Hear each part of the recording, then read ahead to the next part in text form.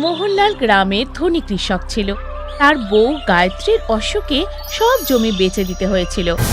সেই জন্য উনি ওনার ঘরের সামনে পরোটার দোকান খুলেছিলেন এবং খুব তাড়াতাড়ি ওনার ব্যবহার আর সুস্বাদু পরোটা গ্রামের লোকেদের খুব ভালো লেগে গেল। সুমিত্রা আর রাজু স্কুলের সামনে একটা পিৎজার দোকান হয়েছিল, যার প্রচার রেডিও, খবরের কাগজ, হ্যান্ডবিল আর পোস্টার লাগিয়ে তোড়জোড় করে করা হয়েছিল। ভাই, আমি কাল পিৎজা খেলাম, কি ভালো পিৎজা ছিল। আমি আর আমার বাবা কার পার্কিং এ পিৎজা অর্ডার করার পরে 1 ঘন্টা অপেক্ষা করেছি, তারপর আমরা পিৎজা পেয়েছি। আচ্ছা, এত ভালো খেতে পিৎজা? তা নাই তো কি, তোমাদের তো গার্ডরা ঢুকতেও দেবে না। ঢুকতে দেবে না কেন? আরে ওটা তোমাদের বাবার মতো তো ফুটপাতের পরোটার দোকান না যে যে কেউ চলে যাবে। ওই দোকানের একটা স্ট্যাটাস আছে, বড় লোকরা তাদের গাড়ি নিয়ে দাঁড়িয়ে থাকে, তারপরেই তারা পিৎজা খেতে পারে, বুঝেছো? রকির কথা শুনে সবাই হাসতে থাকে। সুমিত্রা পরোটা নিয়ে মজাটা একদম পছন্দ করেনি।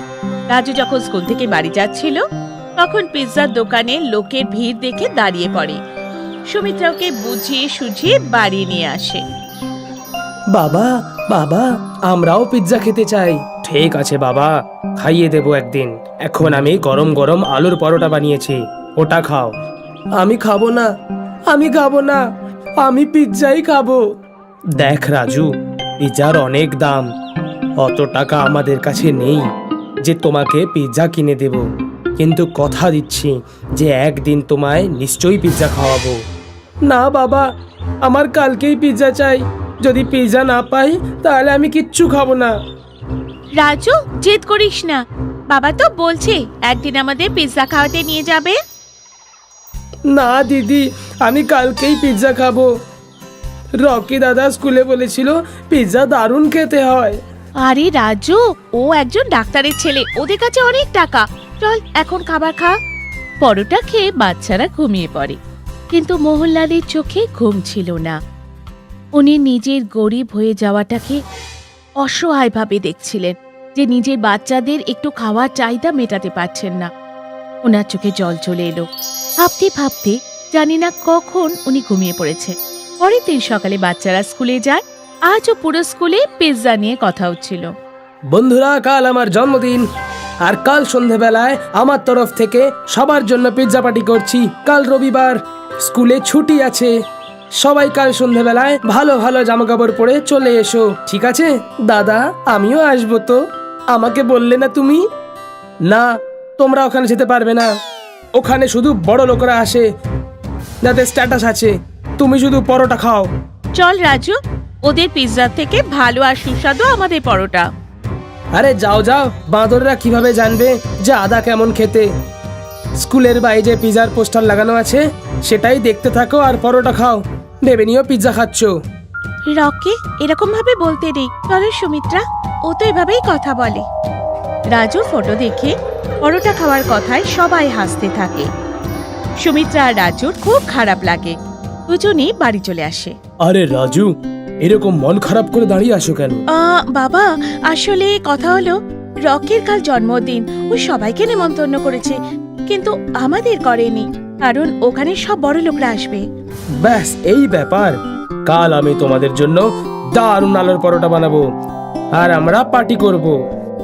আমি পরোটা খেতে চাই না, আমি শুধু পিৎজা খেতে চাই, আমার পিৎজা চাই। বাবু, আমি বললাম তো যে এখন আমার কাছে তোমাদের মাইনে দেবারও টাকা নেই, পিৎজা কোথা থেকে খাওয়াবো?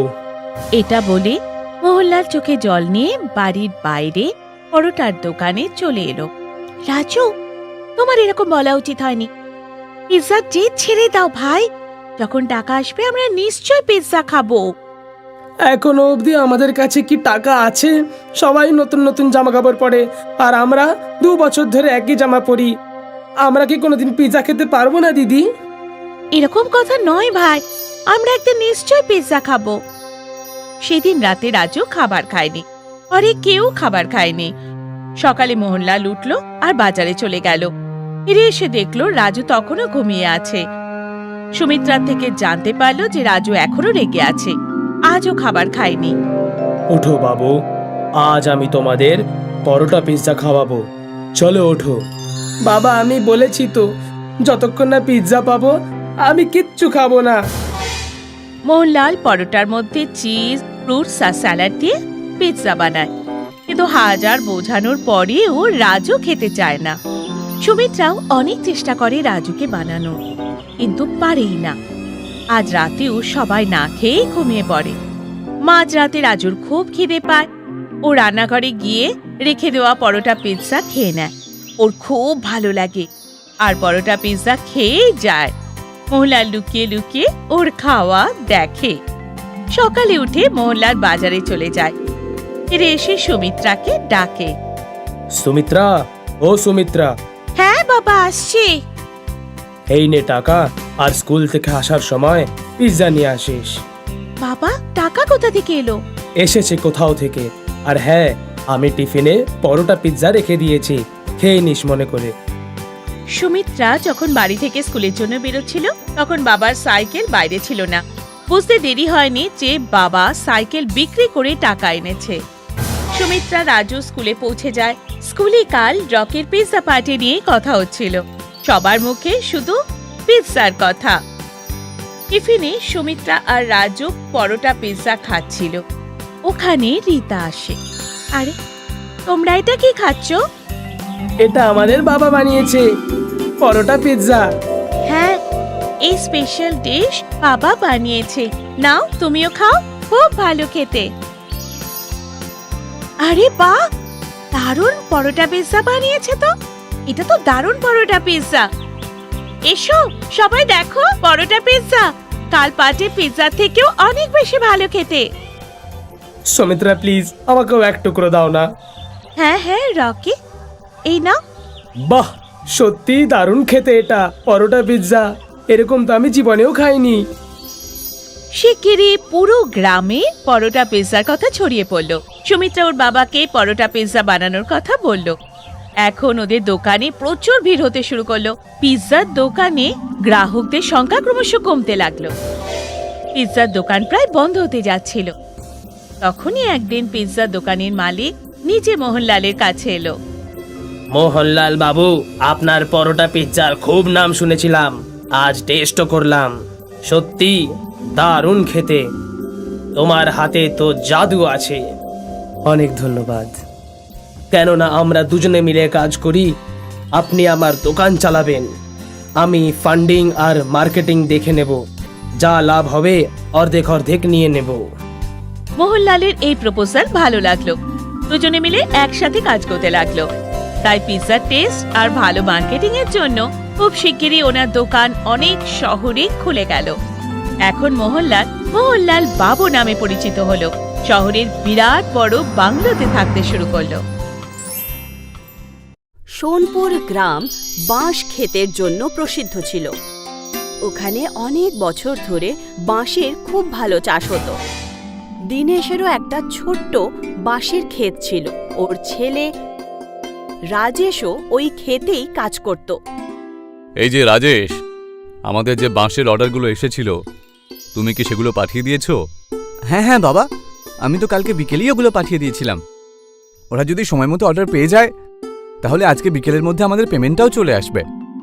বিকেল হয়ে যায় আর দীনেশের বাড়ির বাইরে একটা বাঁশে লোড করা ট্রাক দাঁড়িয়ে পড়ে। আরে, এই ট্রাকটা ফিরে এলো কি করে? এর তো বাঁশগুলো নামিয়ে পেমেন্ট নিয়ে আসার কথা ছিল।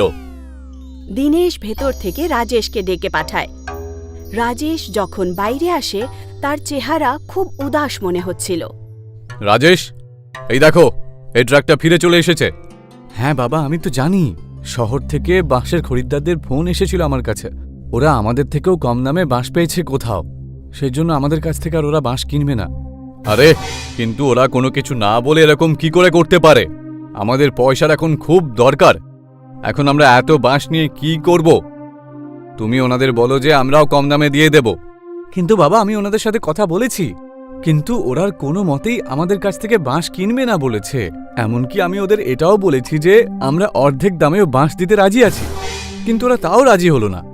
দীনেশ আর রাজেশের এই অর্ডার থেকে অনেক উচ্চাশা ছিল। কিছুদিন ধরে ওদের ব্যবসা ঠিক চলছিল না, আর এখন এত বড় অর্ডারের ফেরত চলে আসার পর ওদের সামনে ওরা অন্ধকার দেখতে পাচ্ছিল।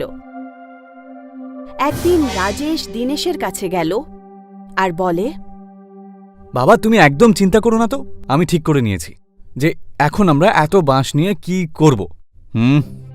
তা তুমি এখন কি করবে খোকা? আমি কি যে করি কিছুই বুঝতে পারছি না এখন।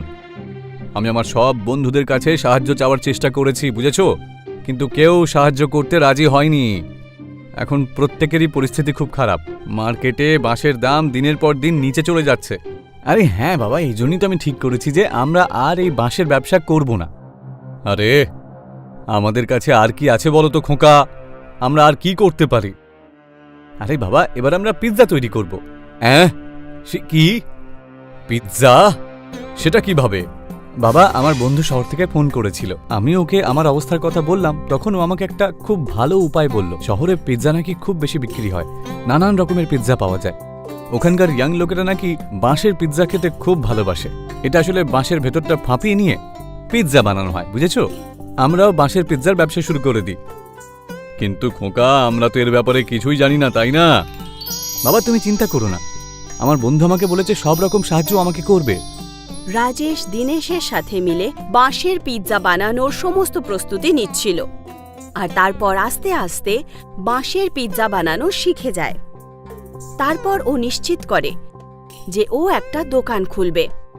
রাজেশ আর দিনেশ মিলে বাঁশ দিয়েই নিজেদের একটা ছোট্ট হোটেল বানায়, আর ওই হোটেলের দরজা থেকে শুরু করে জানালা, টেবিল, চেয়ার সবকিছু বাঁশেরই তৈরি ছিল।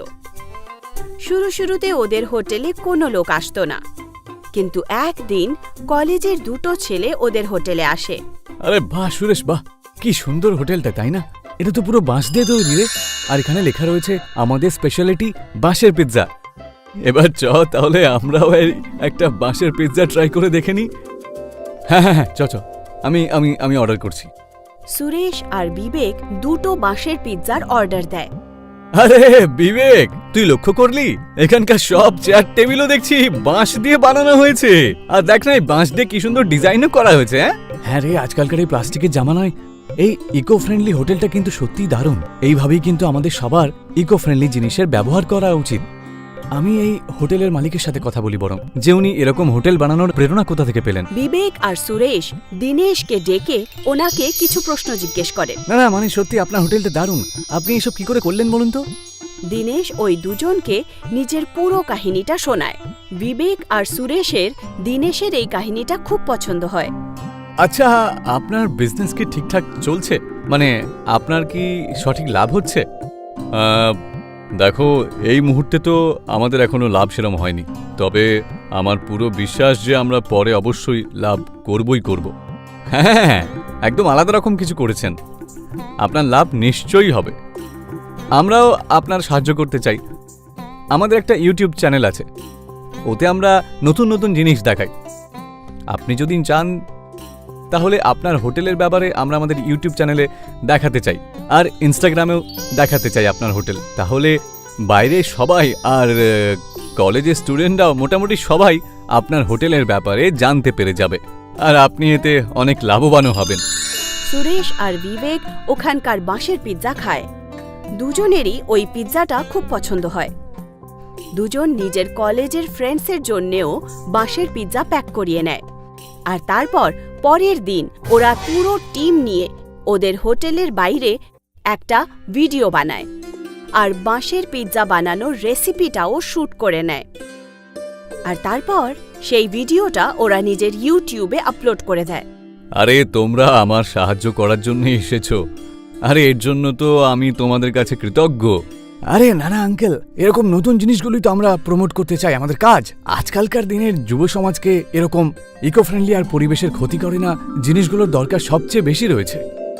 এই ভিডিও থেকে আমাদের যা লাভ হবে সেটা আমরা আপনাকে দিয়ে দেব। আরে বিবেক, দেখ, এই বাঁশের পিৎজার রেসিপিতে তো দেখছি 1 ঘন্টার মধ্যেই 1 লক্ষ ভিউ চলে এসেছে, আবার তার উপর 10,000 লাইক আর 1000 কমেন্টও চলে এসেছে। এখনো পর্যন্ত আমাদের ইউটিউব চ্যানেলে সবচেয়ে পপুলার ভিডিও হয়ে গেছে এটা। এবারে ইকো ফ্রেন্ডলি বাঁশের পিৎজার ব্যাপারে অনেক লোকেরা জানতে পেরে যাবে। আঙ্কেল, এবার আপনি ফেমাস হতে চলেছেন। আর তারপর বাবা আর ছেলের দ্বারা তৈরি করা এই বাঁশের হোটেল খুব ফেমাস হয়ে যায়, আর আস্তে আস্তে ওরা মিলে অন্য শহরেও নিজের ব্রাঞ্চেস খুলে দেয়। আর এই ইকো ফ্রেন্ডলি বাঁশের হোটেল পুরো দেশ পছন্দ করতে শুরু করে দেয়। এই কাহিনীটি বম্বে শহরের 40 বছর আগে যখন মুম্বাই মাত্র উন্নতি করা শুরু করেছিল, জন জ্যাকসন এখানে একটা ক্যাফে খুলেছিলেন, জ্যাকসন ক্যাফে। এই ক্যাফে ছিল শহরের মাঝখানে একদম ভিড়ভাড়ের মধ্যে। সেই কারণে কফি শপে সব সময় ভিড় জমা হতো। কফির সাথে সাথে কেক, পেস্ট্রি আর বিভিন্ন রকমের জলখাবারও থাকতো। জন দাদা, আমার রেগুলার স্ট্রং কফি আর একটা ভেজ পাফ। ওকে। আমার জন্য কফি আর একটা চকলেট পেস্ট্রি। Okay madam. সেই সময় জ্যাকসন ক্যাফে অনেক বিখ্যাত ছিল। গ্রাহকরা ওয়েটিংয়ে দাঁড়িয়ে থাকতো। ময়ূর, তুমি টেবিল নম্বর 4 গিয়ে সার্ভ করো, আর শঙ্কর তুমি বাইরে চেয়ার লাগাও। আচ্ছা স্যার। সকাল থেকে বিকেল অবধি ক্যাফেতে প্রচুর গ্রাহক আসতো, আর সেই কারণে জনের ক্যাফে খুব ভালো চলছিল। দিনের পর দিন তার ক্যাফে অনেক উন্নতি করছিল। 20 বছর পর জ্যাকসন ক্যাফেতে প্রচুর পরিবর্তন এসেছিল, আর এখন এই ক্যাফে চালাতো জনের ছেলে অ্যান্থনি। আর এখন ক্যাফের বাইরে লম্বা ভিড় তো ছিল না, কিন্তু ক্যাফে কখনো খালিও থাকতো না। স্যার, সিগন্যালের পাশে একটা ক্যাফে খুলেছে, আমাদের সব কাস্টমার ওখানেই চলে যাচ্ছে স্যার। তুমি চিন্তা করো না, আমাদের কাস্টমার খুব লয়াল। আমাদের কফির টেস্টই ওনাদের ভীষণ পছন্দ। ওনারা আবার এখানেই ফিরে আসবেন। আর ঠিক সেরকমই হলো। অ্যান্থনির রেগুলার কাস্টমার ক্যাফেতে আবার ফিরে এসেছিল। অ্যান্থনি, আমার রেগুলার কফিটা দাও। Okay ma'am. কাল আমি ওই নতুন ক্যাফেতে গিয়েছিলাম, খুবই বাজে টেস্ট ওদের কফির। ওরা তো কফি বানাতেও জানে না অ্যান্থনি। তোমার কফির টেস্ট একদম superhit. Thank you ma'am. Your coffee. যতদিন পর্যন্ত জ্যাকসন ক্যাফে চলেছিল ততদিন অবধি অনেক ক্যাফে খুলল, কিন্তু অ্যান্থনির কফি শপ কোনোদিন বন্ধ হলো না, কারণ ওর পুরনো কাস্টমারদের ওর হাতের কফি পছন্দ ছিল। জনের মতো তো নয়, কিন্তু অ্যান্থনিও ভালো পয়সা রোজগার করেছিল। আরও 20 বছর পরে এই কফি শপ চালাতে এলো ড্যানিয়েল। এটা আমাদের ফ্যামিলি বিজনেস ড্যানিয়েল। যে করি হোক তোমাকে এটাকে আবার ফেমাস করতে হবে। ইয়েস সান, যখন আমি এই ক্যাফেটা স্টার্ট করেছিলাম তখন পাবলিক বাইরে দাঁড়িয়ে থাকতো, কিন্তু এখন সময়ের সাথে সাথে সব কিছু পাল্টে গেছে। এখন তো আর এই ক্যাফেতে কেউই সেরকম আসে না। আই নো দাদু ভাই, আসলে আমাদের ক্যাফে কিছু পরিবর্তন করা উচিত। হ্যাঁ, আমার সময়কালে তো এই পুরো এরিয়াতে শুধু আমাদেরই ক্যাফেটা ছিল। ইট ওয়াজ নিউ দেন। সেই সময় আমাদের কফি আর স্ন্যাক্সের টেস্টও একদম ইউনিক ছিল। সেই সময়ে ভেজ পাফস শুধু আমাদের ক্যাফেতেই পাওয়া যেত। তাই তোমাকেও এমনই একটা কিছু ইউনিক করতে হবে, বুঝেছো? আমিও ক্যাফেতে পিৎজা স্টার্ট করেছিলাম এটাই ভেবে, কিন্তু এখন মুম্বাইতে এত পিৎজা পার্লার রয়েছে, তাই আমাদের পিৎজার আইডিয়াটা কাজেই দেয়নি। তাই যা করার একটু ভেবে চিন্তে করো। Anthony, I don't agree with you.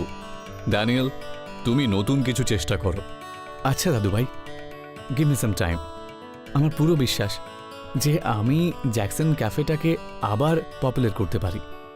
আর এবার ড্যানিয়েল রিসার্চ করা শুরু করে দিল। প্রথমে আমাকে ক্যাফের ইন্টেরিয়রটা চেঞ্জ করতে হবে, তারপর দামটা যা রয়েছে তা সবাই অ্যাফোর্ড করতে পারবে, আর তারপর আমাকে কিছু ইউনিক লঞ্চ করতে হবে। কিন্তু কি সেটাই ভাবছি। ড্যানিয়েল একটা লম্বা লিস্ট বানিয়ে ফেলল। ও নিজের ইন্টেরিয়র ডিজাইনার ফ্রেন্ড জেনিকে ডাকলো। হ্যালো, তোমাকে ক্যাফেটা রেনোভেট করতে হবে, কিন্তু একটু কম বাজেটে।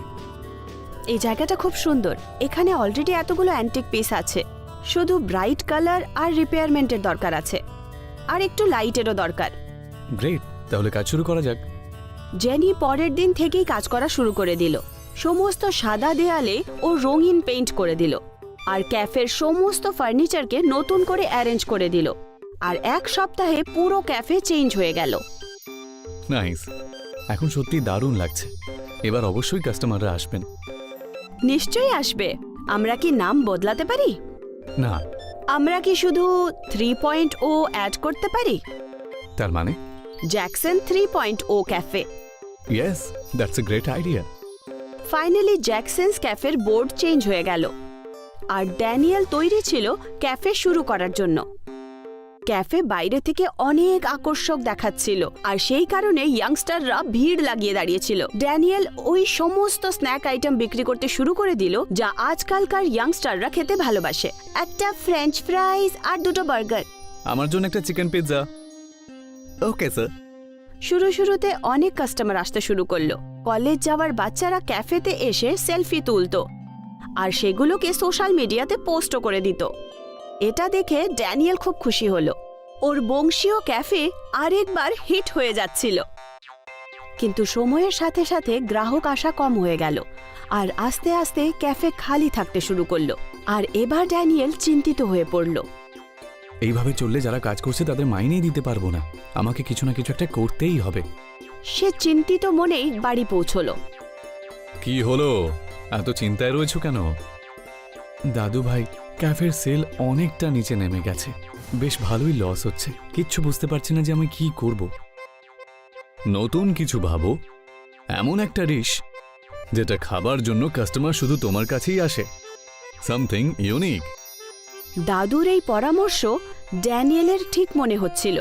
ও ইন্টারনেটে খুঁজতে লাগলো যে ও কোন নতুন ডিশ বিক্রি করতে পারবে। বার্গার্স, পিৎজা, ফ্রাইজ সেগুলো তো অলরেডি ক্যাফেতে ছিল। তখনই ওর দৃষ্টি পড়ল একটা কালো পিৎজার ওপর। কালো পিৎজা একদম আলাদা ছিল। ড্যানিয়েলের এই কালো পিৎজার আইডিয়াটা খুব ভালো লাগলো। পরের দিনই ড্যানিয়েল নিজের ক্যাফেতে কালো পিৎজা বানালো। এটা দেখতে তো একদমই কালো, কিন্তু খেতে স্বাদ রয়েছে দেখছি। ড্যানিয়েল খুঁজে পেল তার ইউনিক আইডিয়াটা। সে ক্যাফের বাইরে বড় বড় পোস্টার লাগিয়ে দিল ব্ল্যাক পিৎজার নামে, আর তার সাথেই আরেকবার ভিড় জমা হতে লাগলো। একটা ব্ল্যাক পিৎজা। আমাকেও একটা ব্ল্যাক পিৎজা দাও। ড্যানিয়েলের ব্ল্যাক পিৎজা আসতেই বিখ্যাত হয়ে গেল। সোশ্যাল মিডিয়াতে পিৎজা ভাইরাল হয়ে গেল আর ওর ক্যাফের বাইরে কালো পিৎজা খাওয়ার জন্য লম্বা লাইন লাগতে শুরু করলো। ড্যানিয়েল আরও অনেক লোককে কাজে রেখে নিল। একজন বড় পিৎজা কোম্পানির মালিক ড্যানিয়েলের ক্যাফেতে আসলো। আমি চাই যে আপনি আপনার ব্ল্যাক পিৎজার রেসিপিটা আমাদের বিক্রি করে দিন। আমরা আপনাকে 1 কোটি টাকা দেব। আমার একটা শর্ত আছে। কিরকম শর্ত? আপনি ব্ল্যাক পিৎজা মুম্বাইয়ের কোনো পার্লারে বিক্রি করতে পারবেন না। মুম্বাইয়ের বাইরে আপনি বিক্রি করতেই পারেন। ড্যানিয়েল তক্ষুনি পিৎজা কোম্পানির সঙ্গে কন্ট্রাক্ট সাইন করে নিল। ও নিজের রেসিপির জন্য 1 কোটি টাকা পেল। জ্যাকসনের স্পেশাল কালো পিৎজা মুম্বাইতে শুধু ওর ক্যাফেতেই পাওয়া যেত, যেটা খাওয়ার জন্য লোকেরা লম্বা লাইনে দাঁড়িয়ে থাকত। ড্যানিয়েল এক তীরে দুটো নিশানা সেধেছিল। একটা হলো নিজের ক্যাফেকে ইউনিক বানানো, আর দ্বিতীয়টা নিজের রেসিপির জন্য কোটি টাকা ইনকাম করা। জন আর অ্যান্থনি ড্যানিয়েলের ওপর গর্বিত ছিল। জ্যাকসন ক্যাফের কালো পিৎজা নিউজ পেপারের হেডলাইনে ছিল।